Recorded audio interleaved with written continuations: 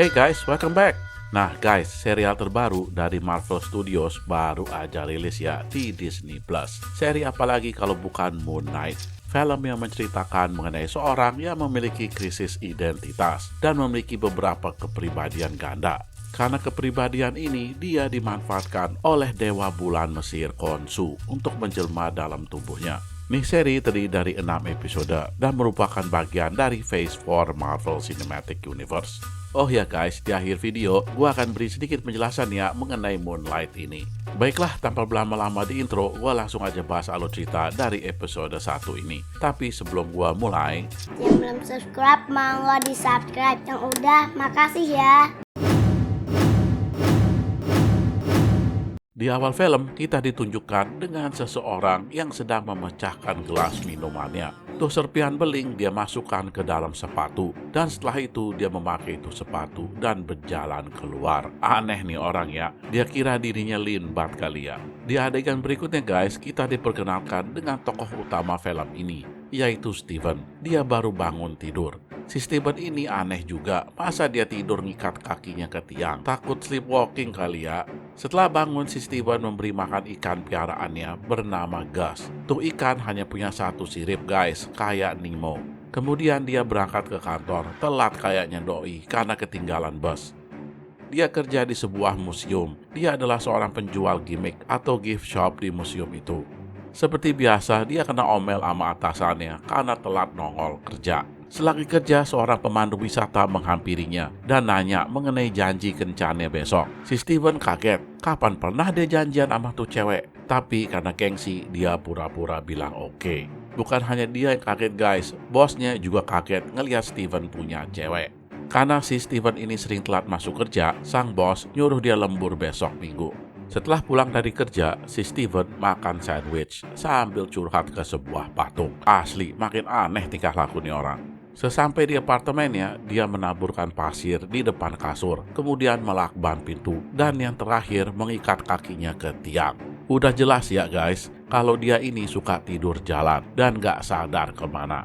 Dia mencoba untuk tidur, tapi nggak bisa. Tiba-tiba entah kenapa dia sudah pindah tempat dan mukanya seperti terluka. Lalu ada suara yang dia dengar entah dari mana. Tuh suara menyuruhnya untuk menyerahkan raganya ke Mark. Mendengar itu, bingunglah dia. Gak ngerti dia apa maksud suara itu. Kemudian dia melihat ada sebuah bangunan. Di jendela ada orang yang menembak ke arahnya. Melihat itu, Steven langsung kabur. Dia berlari menuju ke sebuah desa. Di sana orang-orang lagi pada berbondong-bondong untuk menyaksikan seorang yang memiliki kekuatan magis. Tuh orang dielu-elukan oleh penduduk setempat, layaknya orang suci. Steven berbaur dengan penduduk setempat agar nggak ketahuan. Dia menyaksikan tuh orang menghakimi seorang ibu atas kesalahannya di masa yang akan datang. Tuh ibu diserap energi kehidupannya. Seorang pengawal menghampiri tuh orang suci dan mengatakan ada penyusup di antara penduduk. Dia pun menyuruh semua orang di sana untuk berlutut. Steven telat berlutut, jadi ketahuanlah dia. Tuh orang mengenal Steven sebagai tentara bayaran, tapi Steven bilang kalau dia hanyalah penjaga toko cendera mata.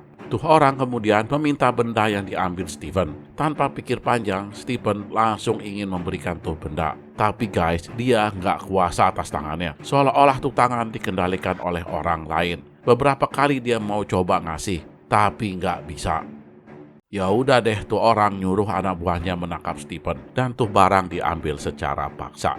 Kejadian aneh kembali muncul. Steven mendadak hilang ingatan dan ketika sadar orang yang nangkapnya udah pada tewas. Dia pun langsung dikeroyok penduduk setempat. Dia berhasil kabur menggunakan truk kue.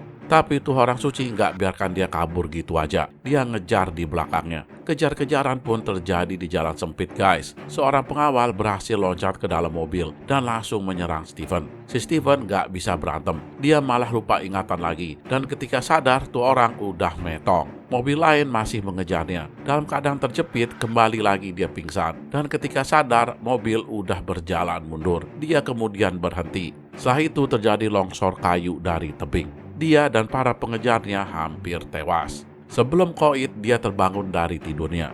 Lega sekali rasanya Steven setelah mengetahui kalau semua itu hanyalah mimpi. Ikatan kakinya masih ada, lakban di pintu pun masih komplit. Berarti dia nggak kemana-mana. Setelah duduk santai, dia agak kaget. Ada yang aneh dari ikannya. Kenapa tuh ikan punya 2 sirip? Tanpa pikir panjang, langsung dia bawa tuh ikan ke toko ikan. Sang penjual bilang, "Lah, kan dia yang kemarin datang beli tuh ikan. Ngapain komplain? Dan siripnya emang ada 2 kemarin." Makin bingunglah si Steven. Apalagi ketika ngeliat jam yang ternyata udah jam 5 sore. Lah, dia kan baru bangun, kok udah sore?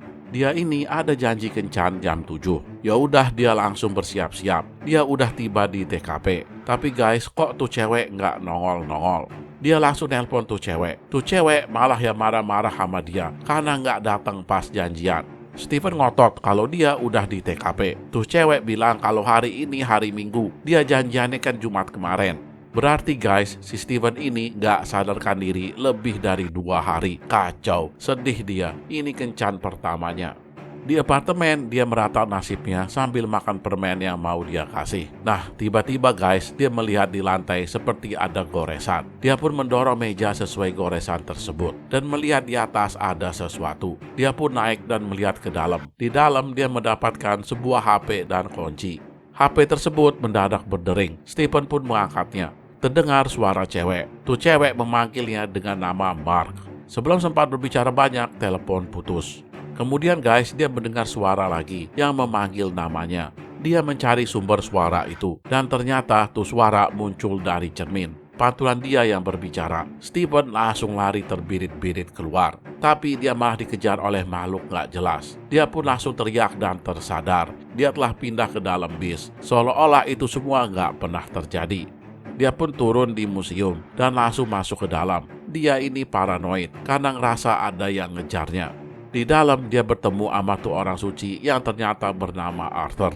Steven minta tolong ke temannya di sana. Tapi guys, temannya itu ternyata pengikut Arthur. Dan bukan hanya dia, banyak pengikut Arthur di sana. Arthur pun menghakimi Steven. Steven nggak diberi pilihan. Timbangannya goyang-goyang nggak jelas. Melihat itu Steven lari. Arthur pun tidak mengejarnya. Nah guys, di malam harinya, di mana dia lembur karena sering telat, dia sepertinya mendengar suara binatang, kayak anjing gitu. Steven pergi untuk mencari sumber suara. Ngapain lagi ya guys, kayak kurang kerjaan aja dia. Bukan anjing yang muncul guys, tapi kayak binatang jejadian gitu. Steven langsung kabur dan bersembunyi di dalam toilet. Di dalam toilet, suara di kepalanya muncul lagi dan wujudnya terlihat jelas di kaca. Tuh suara menyuruh Steven untuk memberikan kontrol tubuhnya ke dia. Karena kalau tidak, tuh makhluk di luar akan mencabik-cabiknya. Steven berat tapi nggak ada pilihan lain. Dia memberikan tuh pantulan dirinya kuasa. Pada waktu yang bersamaan, tuh makhluk langsung menerobos masuk ke dalam dan menghajar Steven. Steven udah bukan Steven lagi guys. Dia udah berubah menjadi Moon Knight. Tuh binatang dihajar kayak orang menghajar ayam. Nggak berkutik tuh makhluk. Yah begitu deh guys, akhir cerita dari episode 1 ini.